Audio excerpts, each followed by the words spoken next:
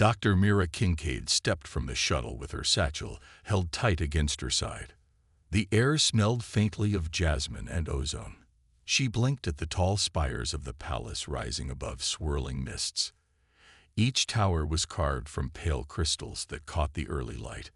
The palace looked alive, as if it breathed under the glow of two suns. Guards in polished armor greeted her at the drawn arches. Their voices had a soft echo, like water in a wide cave. Mira's heart beat faster. She reminded herself that she was the first human ever asked to teach an alien princess Earth etiquette. She smoothed her jacket, trying to appear calm. A slender figure appeared in the doorway. Princess Alaya moved with quiet grace. Her skin held a faint shimmer of silver, and her hair was woven with tiny lights like stars. Mira paused, surprised by the princess's beauty and the gentle power she seemed to carry. Alaya inclined her head. "Welcome, Dr. Kincaid," she said in careful common speech. Her voice was soft but carried through the hall. A light blush colored her cheeks as her sapphire eyes held Mira's gaze. It was almost as if the palace itself paused to watch them. Mira bowed politely, then straightened. She offered her most friendly smile. "Thank you, Your Highness," she replied. "It is an honor to be here." The princess's blush deepened. Something in Mira's calm tone and clear blue eyes seemed to touch Alaya's heart. Courtiers whispered behind ornate pillars. Mira felt every eye turn to her. She reminded herself to speak slowly, choose simple words, and keep her hands relaxed. An attendant led Mira and Alaya into a bright hall filled with potted plants and cushioned benches. The floor was a mosaic of swirling colors. Soft music drifted in from unseen speakers. Mira realized that every detail in this palace was chosen to soothe the mind. Alaya touched a violet flower and watched the petals open with curiosity. Mira knelt beside her.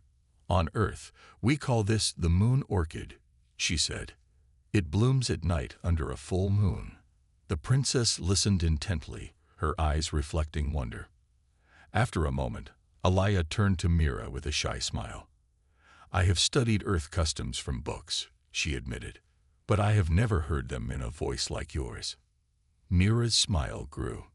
"Books are a good start," she said softly, "but the best way to learn is to speak and to share." She opened her satchel and took out a small earth music box. The metal was cool and engraved with simple shapes. When she wound it, a soft melody played, a lullaby her mother used to sing. Alaya's eyes widened. She placed a delicate hand over her heart. The blush on her cheeks returned, brighter this time. Mira let the melody drift between them, a gentle bridge of two worlds. As the music ended, neither spoke for a moment. The silence felt warm and full of promise. Outside, the twin suns climbed higher, and a new chapter began, one that would bind human and alien hearts in ways both formal and very personal. Mira followed the silver-clad attendant down a wide corridor. The walls glowed with soft blue light, and crystal chandeliers hung like giant droplets overhead. Courtiers in flowing robes lined the passage, their eyes curious and respectful. Mira felt every gaze, but she held her head high. At the end of the hall, carved doors swung open to reveal the throne room. Marble pillars rose to a vaulted ceiling painted with scenes of Elaris's history. At the far end, on a dais of pale stone, sat Princess Alaya. The princess's hair shimmered like spun starlight, and her eyes were bright as twin gems. Mira paused, then offered her warmest, simplest greeting. "Hello, Cutie," she said, her voice calm and friendly. Instantly, Alaya's cheeks bloomed with color, rose gold against her silver skin. A faint hum of surprise rippled through the courtiers. Even the guards blinked in astonishment. Alaya pressed her lips together, blinking rapidly. Her delicate fingers tightened on the armrests of her throne. She had studied human speech in countless books, but no text had ever prepared her for hearing such an easy, playful tone. Her heart fluttered, and she tried to summon her usual royal composure. Mira stepped forward with a gentle smile. "I hope I did not offend," she added softly. "On Earth, It is a friendly way to say hello. She inclined her head in a slight bow, keeping her posture relaxed. Her easy grace surprised the stiff room. The princess rose, curiosity shining in her eyes. "No offense," Alaya replied, her voice trembling just a little. I have never heard a human say that." She moved from behind the throne, as if drawn forward by an invisible force. The courtiers parted to let her through. Mira offered her hand. Alaya hesitated, then placed her slender fingers in Mira's. The human felt the faint warmth of the princess's skin and the rapid beat of her pulse. In that moment, formality melted away. They stood together, hand in hand, as two worlds met. A courtier advanced with a small tray of teas grown in Eloris's floating gardens. Mira inhaled the scent of jasmine and moonfruit. "Would your highness like to try earth tea next?" she asked. Alaya cast a quick glance at the courtiers and then nodded. "Yes," she said, voice steady. "I would like that very much." As they sipped, Mira explained how humans shared stories over tea. Alaya listened, eyes wide, her earlier blush fading into a bright smile. Around them, the courtiers softened, intrigued by this new bond. The palace air felt warmer, as if hope itself had entered the room. By the time the tea was gone, princess and teacher had shared jokes and laughter. In simple words and friendly gestures, they had bridged the gap between alien and human. Alaya realized that formality could wait. For now, she simply wanted to learn, and to feel that sweet spark Mira's casual greeting had ignited in her own heart. The morning sun cast gentle gold across the palace gardens as Mira and Princess Alaya met beside a lotus pond. The air smelled of wet stone and sweet blossoms. Alaya stood in her ceremonial robes, nervous excitement in her shining eyes. Today was their first official lesson in human manners, and the princess both dreaded and looked forward to it. Mira laid out a simple mat on the grass. On it rested a small mirror, a porcelain teacup, and two folded handkerchiefs. "Today we begin with the basics," she announced. Her voice was calm and steady. "On Earth, we greet people differently depending on our relationship and setting." She picked up the mirror. "First, eye contact. It shows respect, but we must not stare." Alaya lifted the mirror and held it at arm's length. She peered at her own reflection, her four-fingered hand trembling slightly. "On Eloris, we avoid direct eye meet with elders," she said. "It shows submission." She glanced at Mira. "Is this wrong on Earth?" "Not wrong," Mira replied, smiling. "Just different." She guided the mirror to face her. "Look at me. Hold my gaze for a moment, then look away." Alaya followed her instructions and found it felt natural. A small wave of confidence washed over her. Next, Mira unfolded a handkerchief and wet it in the pond. "On Earth, we cover our mouth when we cough or sneeze," she explained. Demonstrating, she tapped her fingers to her lips.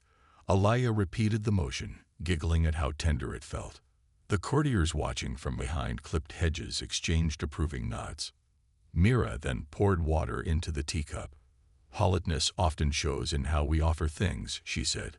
Holding the cup with both hands, she extended it toward Alaya. "You offer with your right hand on the bottom and left hand supporting the side." Alaya took the cup, practiced twice, then bowed her head in perfect imitation. "Thank you," she said, voice slightly louder than a whisper. They strolled down a gravel path lined with glowing ferns. Mira taught Alaya the earth habit of small talk, asking simple questions about weather, food, and feelings. The princess listened and repeated each phrase. "How are you?" Mira asked. Alaya hesitated, then answered in common. "I am well, thank you." Mira beamed. "Perfect." A sudden breeze scattered petals across the path. Alaya paused to catch one.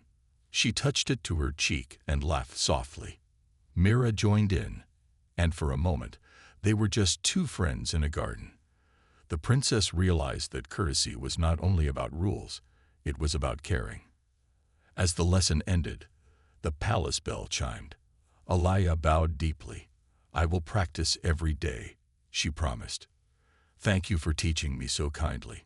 Mira placed a gentle hand on the princess's shoulder. I'm honored to learn your customs too, she said. Walking back toward the palace, Alaya felt lighter. Each new skill made her more at ease, and with every shared smile, the gap between alien and human grew smaller. Their lessons in courtesy were more than manners. They were building trust, one simple gesture at a time. Late that night, the palace lay silent under twin moons. Silver light filtered through arched windows, casting soft shadows on marble floors. Princess Alaya slept in her chamber, surrounded by silken pillows and guarded by two silent sentries. But somewhere in the corridors, traitors crept. A muffled alarm alerted Mira in the guest wing. She grabbed her jacket and raced toward the princess's door. Voices whispered just beyond the frame. Low, urgent, planning something dark. Mira's heart pounded. She had to reach Alaya before it was too late. Inside the chamber, Alaya awoke to footsteps approaching. Her breath caught as cloaked figures slipped through the doorway. She bolted upright on her bed. No, she cried, but fear froze her voice. Two guards burst in, but they hesitated, then fell to the floor, unconscious from a silent dart.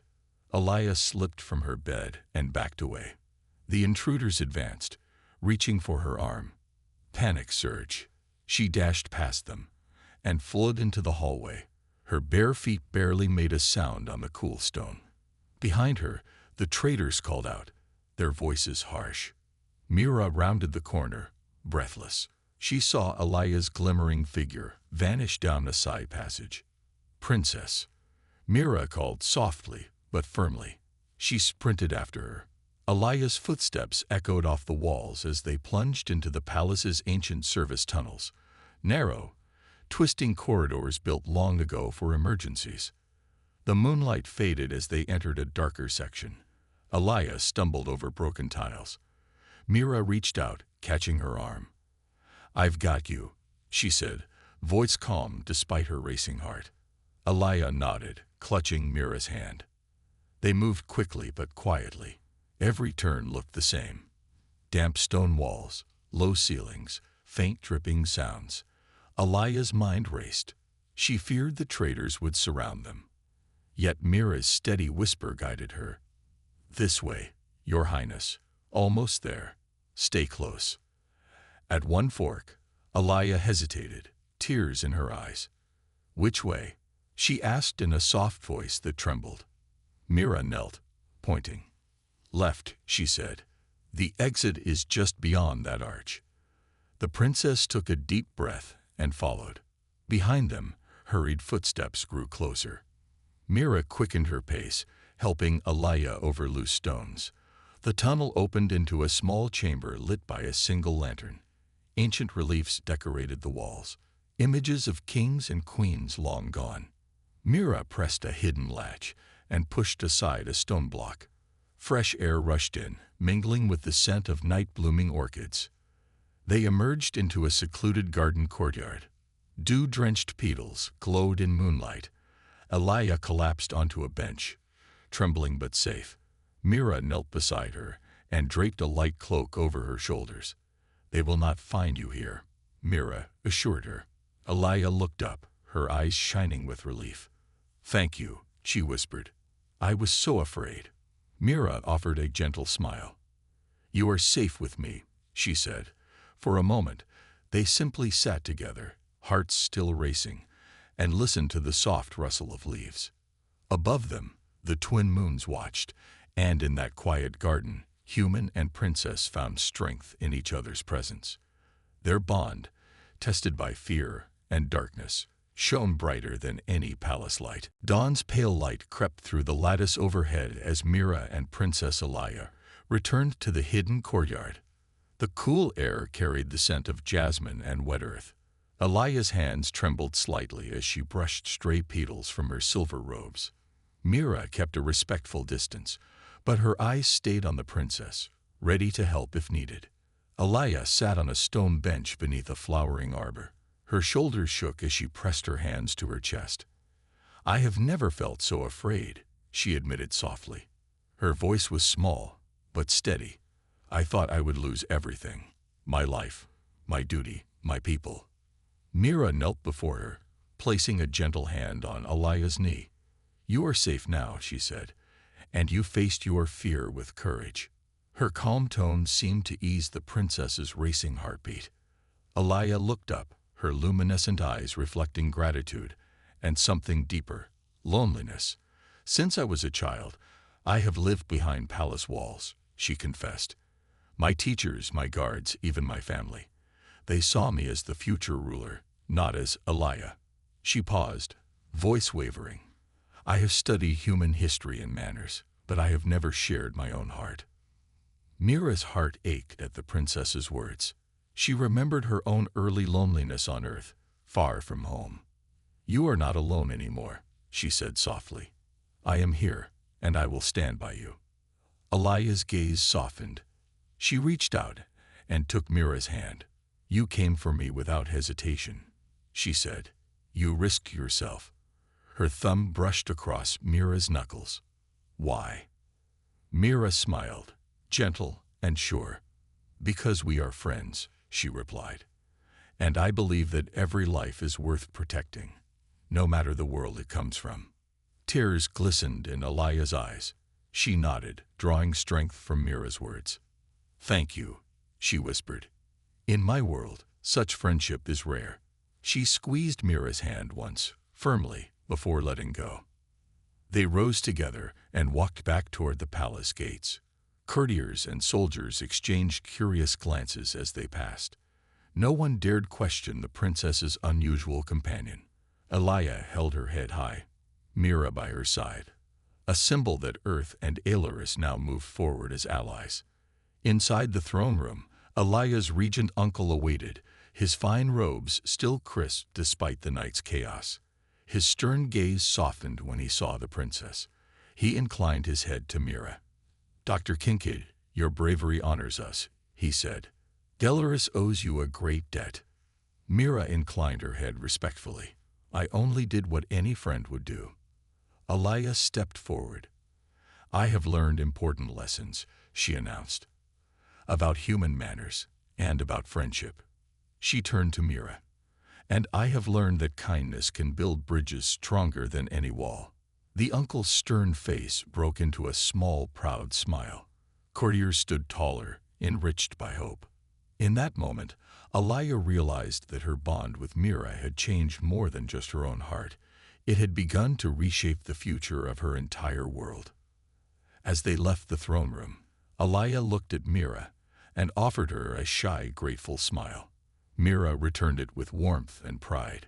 Their friendship, forged in terror and nurtured by trust, had become the true foundation of a new era, one where two worlds could learn, grow, and stand together. The morning sun shone through tall windows as Princess Alaya and Dr. Mira Kincaid entered the royal archives. Shelves of ancient scrolls and data crystals lined the room, glowing faintly. Alaya's regent uncle had granted them permission to investigate the traitor's plot, and the princess felt a mix of pride and anxiety. Mira knelt before a low table piled with coded parchments. The script twisted like ivy. These look like ceremonial hymns, she said, tracing a line with her fingertip, but the pattern repeats every fifth symbol. She tapped a crystal scanner, its lens humming softly. Alaya watched in fascination as geometric shapes appeared on the display.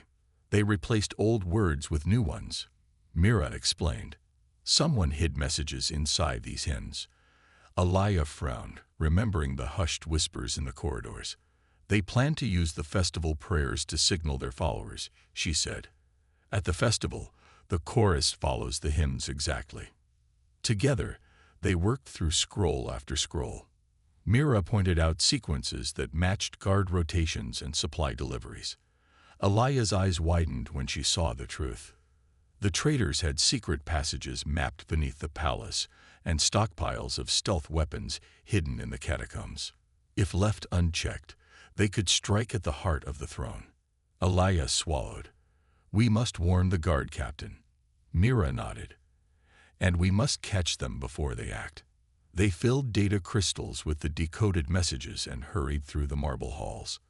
Alaya felt a surge of determination, no longer just a princess, but a leader fighting for her people. In the guard barracks, Captain Rose stood by a row of armored soldiers. At Alaya's side, Mira presented the crystals. "These contain the traitor's plans," she said. Rose's stern face softened. "You've done well," he said to Alaya. "We will move immediately." He sent out squads, sealing tunnels and searching hidden chambers. That night, as the palace prepared for the Earth-Delaris Friendship Festival, Alaya and Mira stood atop a balcony overlooking the outer gardens. Lanterns swayed in the breeze, and music drifted on the air. The princess turned to Mira.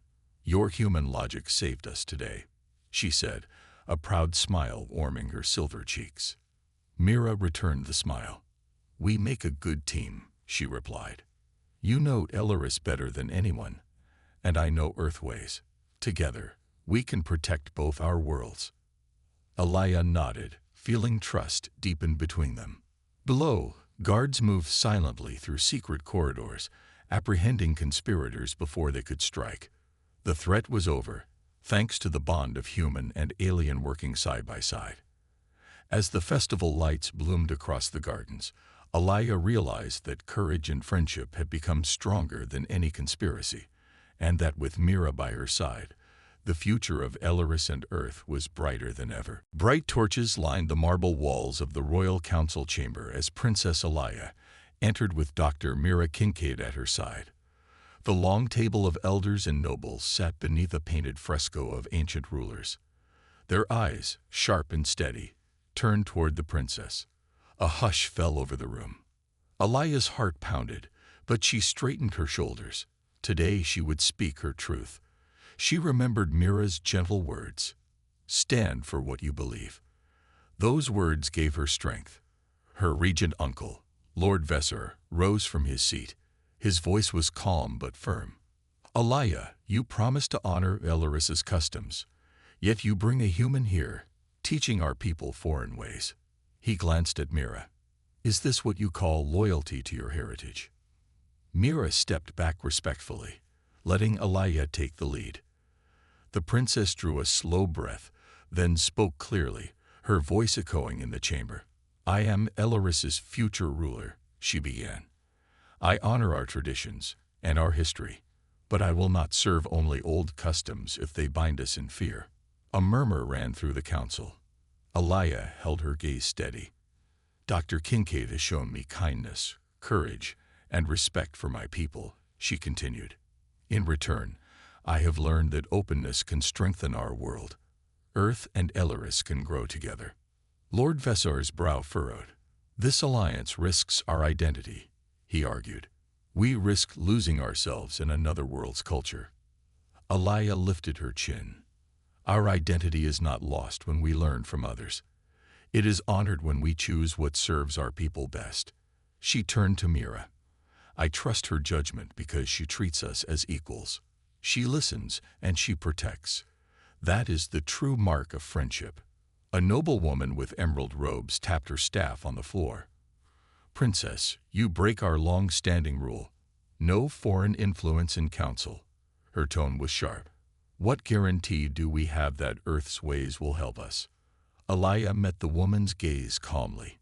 "When we choose fear over friendship, we weaken our future," she replied. "I stand here not just as a daughter of Delaris, but as a leader who believes in unity. I believe that openness will make our people stronger and wiser." Silence followed, heavy with thought.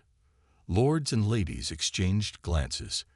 In that moment, Alaya sensed a shift. Some faces softened, others remained uncertain. Lord Vesor spoke again, quieter this time. "Your words carry wisdom beyond your years," he admitted. He paused, then nodded once, sharply. "Very well, Princess. We will move forward with your plan to integrate Earth gifts into our festivals and schools." Relief and pride bloomed in Alaya's chest. She inclined her head respectfully. "Thank you, Uncle, and thank you, counselors." She turned to Mira with a radiant smile. Mira stepped forward and bowed her head. "I am honored, Your Highness," she said softly. As they exited the chamber, Alaya linked arms with Mira. The torchlight flickered, casting dancing shadows behind them. The princess realized that in defying old fears, she had opened a new path for her people, a path of hope, of friendship, and of courage shared between two worlds. Night fell over the palace as storm clouds gathered. Princess Alaya and Dr. Mira Kinkade stood on the ramparts, scanning the distant tree line. The rebels had broken through the outer defenses. Torches flickered in the darkness, marking their advance. Alaya's heart raced, but Mira's calm voice steadied her. "Follow our plan," Mira said, handing Alaya a small comlink. "Use the decoy units here," she pointed, while real guards moved through the south gate. Alaya nodded, recalling the human tactics Mira had taught her. The palace's ancient walls would be their advantage. Below, the rebels marched forward with makeshift shields and stolen weapons. They believed the palace was undefended. Suddenly, a line of armored soldiers appeared at the south gate, drawn from secret tunnels. Alaya pressed a button on her comlink. "Now," she whispered. Brilliant lanterns lit hidden trenches along the outer wall, casting long shadows. Mira directed the palace medics and engineers to set up trade stations behind the main hall. "We need to care for anyone hurt," she called to the assembled aides. Healing herbs and earth medicines were spread on trays. Courtiers, soldiers, and even some guards paused to help carry stretchers, an unlikely alliance born of crisis. On the ramparts, Alaya raised her voice. "Hold fast," she cried, standing tall above her people. Her uncle, Lord Vessar, joined her with a raised banner. Soldiers fired precision bolt cannons into the rebel ranks. The invaders faltered, surprised by such organized defense. Behind them, Mira's decoy units flanked and captured key rebels before they could regroup. A rebel commander charged toward the main gate. Mira spotted him through her comlink scope. "Princess, to your left," she warned. Alaya spun and blocked the commander's path with a slender spear. They clashed briefly, but Alaya's resolve was firm. She disarmed him, and guards quickly secured the rest of his unit. As the rebels' morale broke, the hidden guard squad emerged from the tunnels at the south gate. They surrounded the remaining insurgents, offering them mercy if they surrendered. The rebels dropped their weapons, astonished that the princess and her human friend would show such compassion. By dawn, the palace was silent again. Alaya walked with Mira through the courtyard, where medics tended to both guards and former rebels. Some of the captured insurgents looked at her with newfound respect. She offered water and a gentle word. "You are safe," she told them, "but you must atone for jeopardizing our people." Mira placed a supportive hand on Alaya's arm. "You led with courage and mercy," she said. Alaya smiled, weary but proud. The battle had tested them all, but it had also shown that unity, human and Elleris together, could overcome fear and violence. As the first light of dawn broke, the princess knew this victory would be remembered not only for its strategy, but for the compassion that followed the clash of steel. Night fell over the palace as storm clouds gathered. Princess Alaya and Dr. Mira Kinkade stood on the ramparts, scanning the distant tree line. The rebels had broken through the outer defenses. Torches flickered in the darkness, marking their advance. Alaya's heart raced, but Mira's calm voice steadied her. "Follow our plan," Mira said, handing Alaya a small comlink. "Use the decoy units here," she pointed, while real guards moved through the south gate. Alaya nodded, recalling the human tactics Mira had taught her. The palace's ancient walls would be their advantage. Below, the rebels marched forward with makeshift shields and stolen weapons. They believed the palace was undefended. Suddenly, a line of armored soldiers appeared at the south gate, drawn from secret tunnels. Alaya pressed a button on her comlink. "Now," she whispered. Brilliant lanterns lit hidden trenches along the outer wall, casting long shadows. Mira directed the palace medics and engineers to set up trade stations behind the main hall. "We need to care for anyone hurt," She called to the assembled aides. Healing herbs and earth medicines were spread on trays. Courtiers, soldiers, and even some guards paused to help carry stretchers, an unlikely alliance born of crisis. On the ramparts, Alaya raised her voice. "Hold fast," she cried, standing tall above her people. Her uncle, Lord Vesar, joined her with a raised banner. Soldiers fired precision bolt cannons into the rebel ranks. The invaders faltered, surprised by such organized defense.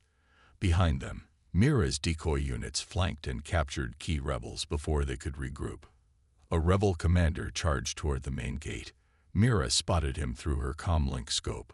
"Princess, to your left," she warned. Alaya spun and blocked the commander's path with a slender spear.